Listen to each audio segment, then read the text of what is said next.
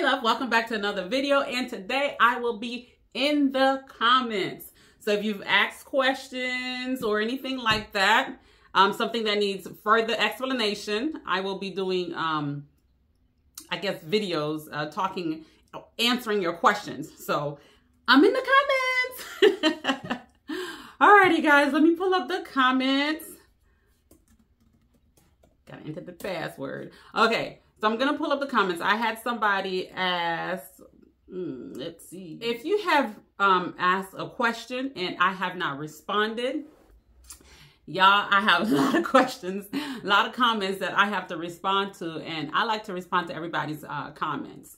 Whether you're giving me a thumbs up, whether you shoot me a heart, whether you're giving me a thumbs down or telling me you don't like my content, I still thank you for watching my content, because whether your feedback is positive, negative, you still took the time out to watch my video, and I appreciate it. I know it sounds weird, but I really do, because you're still helping me. Whether you like my video or not, you engage with me, you interacted, you viewed my video, so I appreciate it, because baby, every little thing helps. I'm trying to be out here. Yes, every little bit helps. So thank you for taking the time out to give me feedback or to let me know that you didn't like it. Then I will know, you know, if it's something that the majority of people don't like, then I know what to focus on and what not to focus on. So, all right, I did a video on 8 reasons why your locks are hard and how to keep it soft. And someone responded saying, I just came across your channel and you have given me more info than my locticians. I have been locked 1 year and noticed thinning in certain areas of my locks, holes, and no one ever told me to moisturize. So it all depends. Some people, since you've been locked a year, some people may not feel the need to keep you abreast on every step of your locking journey, if that makes sense. It's not that some people are purposely holding out information, I would think. I can't answer for every loctician.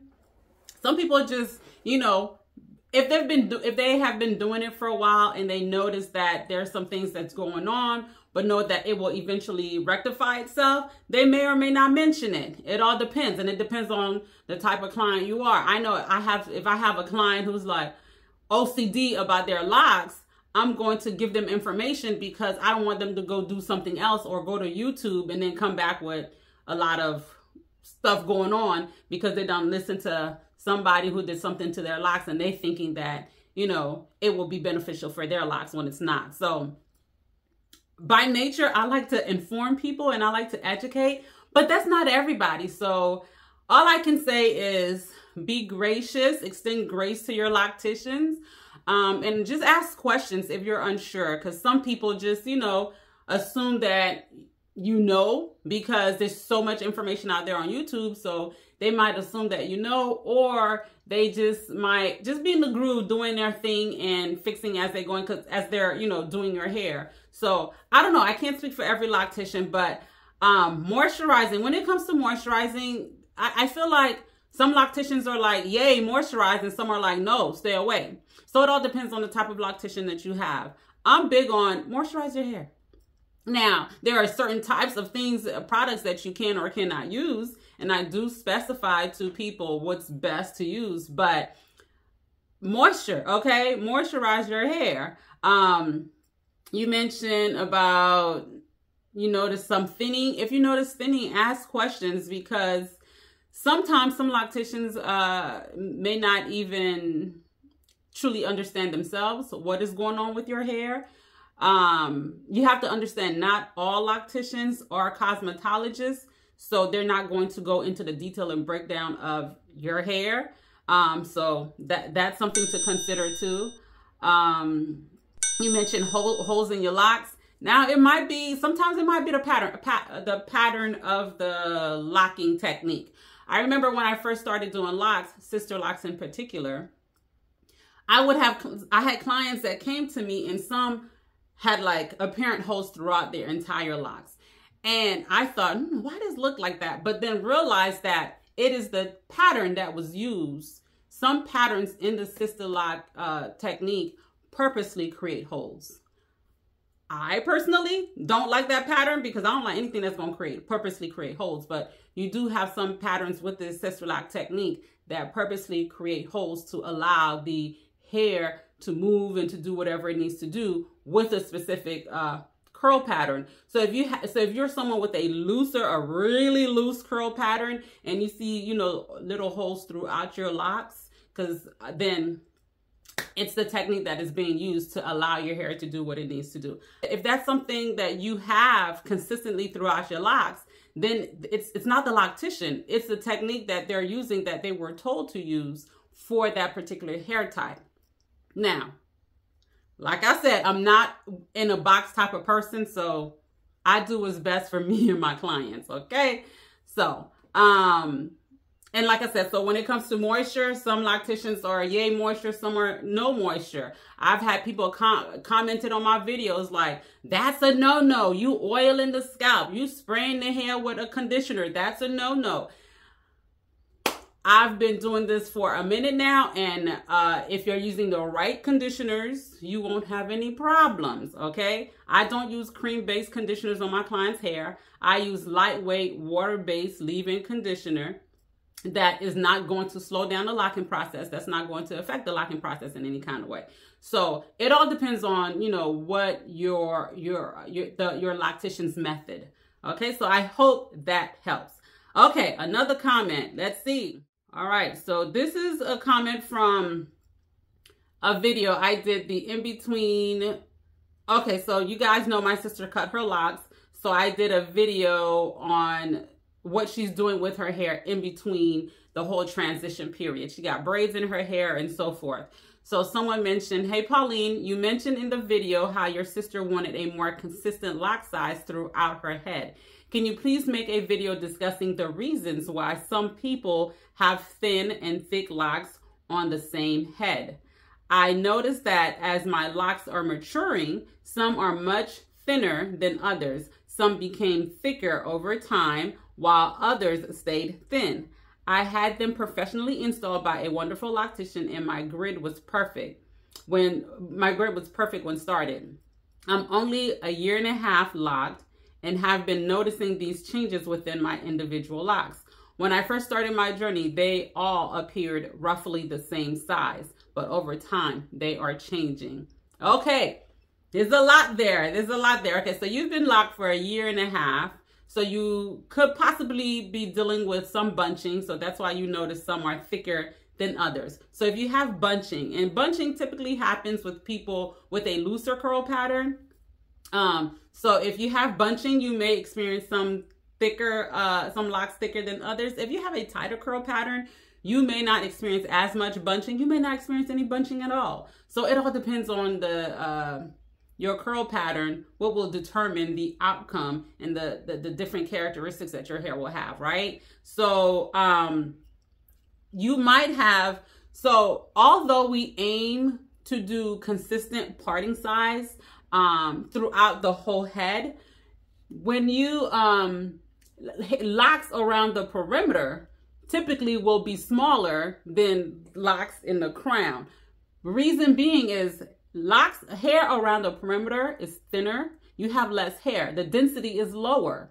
Some people, the density in the back is a lot thinner. Some people it's thicker. But for the most part, we know for the most part, density around the hairline gets lower than the density in the middle.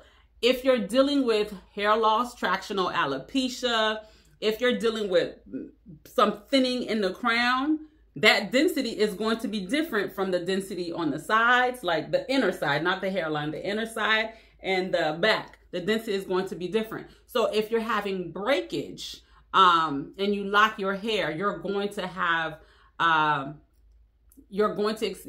because of the different density, you're going to experience different lock sizes, although the parts were all the same, the parting size. Last week I installed a client. I had two clients that had like damaged hair. So one was heat damage. And so from the heat damage, she had a lot of breakage. but you can tell she has thick, high density hair, but she had a lot of breakage from the heat damage. So I told her, hey, once your hair grows out, your locks start getting longer, the new growth is going to be thicker. The new growth, that lock, is going to be thicker than the strand that you started with, because the strand you started with is starting off with less hair because you have a lot of breakage. So when the new strands come in, it's coming in with the new growth. So now you have more strands within that lock. So it is going to be thicker. So you might have locks that are, you know, a little thicker and juicy at the base, and then it gets thinner because of breakage. All the strands on your head are not the same length. So the more damaged your hair is, then it's going to show over time. I had another client. She didn't have a lot of breakage, but she had, you could tell from just damage, you know, from doing so much to the hair. It was just damaged, dry, and she had some thinning areas. And I'm like, okay, this area is going to be thinner, but as the new hairs come in, it's going to pick up, that lock strand is going to pick up some volume. So it's going to be a little bit thicker. So you might be experiencing that. But if you have, let's say your loctician did your entire head the same part size, right? But you have some thinning over here and some thinning on the hairline. Absolutely, you will have, your lock sizes will be very different throughout once your locks mature, because if you have less strands around your perimeter and more strands back here, and all the parts are the same from the perimeter and the inside, right?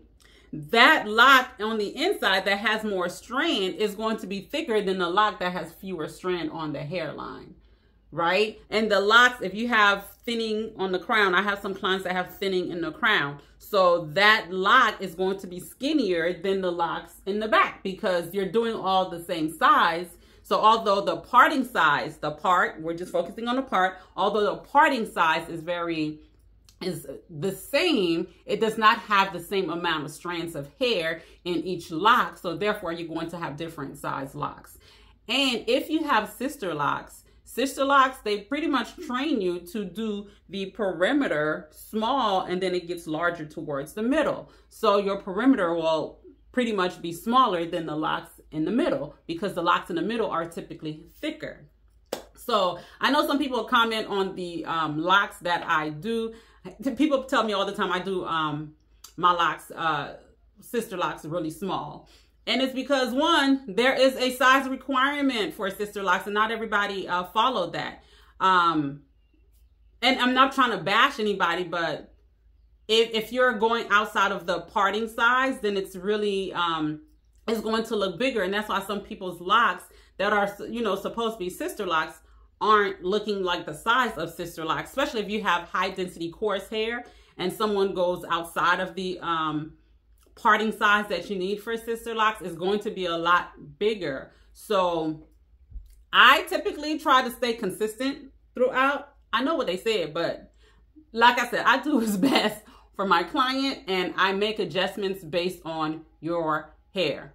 What is your density like? I know some people come to me, oh, Pauline, I want this number of locks. I want to do, I don't want this, I don't want that. Great, let's talk about it. You know, you're giving me your expectations, but I'm also going to give you what you can expect from your hair based on the density, the thickness of your hair strand, because all of that plays a factor into how the final outcome is going to be. So I get, especially my older clients, or, you know, people not, and it's not necessarily older clients, so let me take it back. Clients who've worn a lot of weave, have a lot of tension, what do you call that type of press? The press that the Dominicans do, like the Dominicans, when they straighten your hair, you do it over time, you're going to experience breakage. So when you go to lock it, you're going to have a bit more of a challenge. And if your loctician isn't making adjustments for the part sizes, depending on where you have low density and high density, then you're going to have different size locks. So I hope I haven't lost anyone, but your density changes throughout your head. And if the parts are not adjusted for the density that you have that's changing throughout your head, then you're going to end up with different size locks. So typically when I have someone with thinning up here and then really thin hairline, I go bigger and then go smaller where they have high density. So their parts, so the strand of locks end up being more consistent.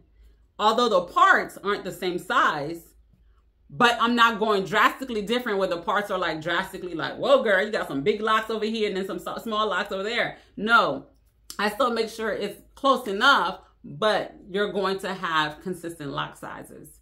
So for the most part, like I said, the density around the hairline is lower.